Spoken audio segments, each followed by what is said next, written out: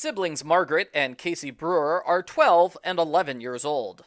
Casey whines all the time, the family constantly gets into fights, and hey, wait a minute, this sounds just like the first Goosebumps book.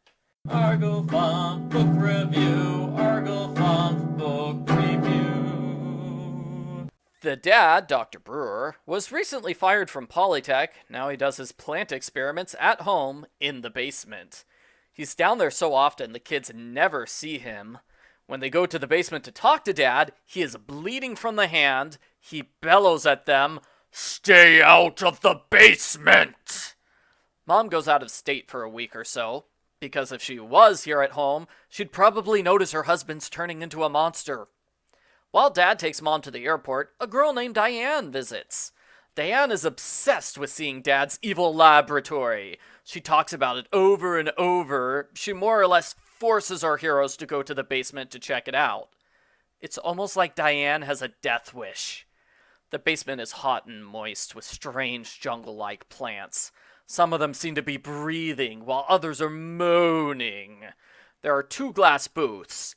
Casey touches one. He screams as he's electrocuted. Just kidding. It's a fake-out scare prank. Casey takes off his shirt, which is gross. I'm not surprised the TV show changed it to him taking off his sweater instead. He accidentally leaves the shirt in the basement. When he goes back to get it, some plant tendrils grab onto him. He can't escape on his own. Margaret has to pull him loose. Dad catches them in the basement. He's furious, and this is when Dad turns weird. He starts acting coldly, and he wears a baseball cap all the time. Margaret sees him greedily devouring a bag of fertilizer at the kitchen sink. It's disgusting, but Margaret can't convince Casey to take it seriously. Dad's hat is knocked off accidentally. He has plant leaves instead of hair. The kids freak out so much, Dad is forced to explain what happened. He's experimenting with putting animal DNA into plants, hence the weird booths in the basement. Margaret correctly notes that doesn't really explain why he has leaves for hair. She sees Dad's hand drip green blood. His bed is covered with dirt and worms.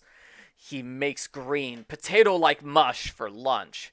He demands the kids eat it, like he's secretly experimenting on the kids and is desperate to see how it works. Luckily, they're saved from eating it when Dad's old boss interrupts. They break into the basement the next day, where they discover the boss's discarded jacket. I guess everybody just takes off their clothes in the basement. It's freaky. They get scared by a squirrel and escape through the window. Whoa! The basement has an uncovered window? Why didn't they ever use the window to spy on Dad? The next day, the kids break into the basement to get some kite string. They sure are visiting the forbidden basement a lot, huh? They hear banging from a locked closet. They open it to find weird half-plant, half-human monsters. They're plants with hands, plants with fingers and legs. The tomato with a human face terrified me. I think it's the best scare of the book. My family thinks the dad eating fertilizer is a more memorable scare.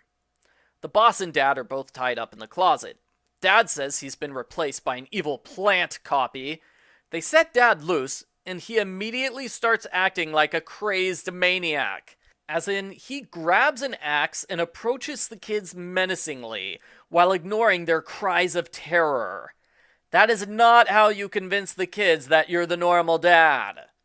The other dad appears. Margaret struggles to figure out which one is the real dad and which one is evil plant dad. The real dad is the one who knows her nickname and has red blood, not green blood. She knows she made the right choice when Plant Dad is cut in half and has plants insides. Real Dad explains how he accidentally created the plant monster, and he destroys all the plants forever. In the scary cliffhanger, a random plant outside claims to be her real father. The end. Post-book follow-up. This was so much better than the first book. The first book took way too long to get to the scary monsters stuff. In this book, Plant Monster Dad appears in Chapter 2. We do not waste any time getting to the creepy villain and his evil lair, which is practically a character in itself. To be fair, Plant Dad doesn't really interact with the kids until chapter 7, a quarter of the way through, but still, I liked how this book features a lot of scenes with the villain, and it's extra creepy because the villain is their father. Unlike the first book, this one is in third person.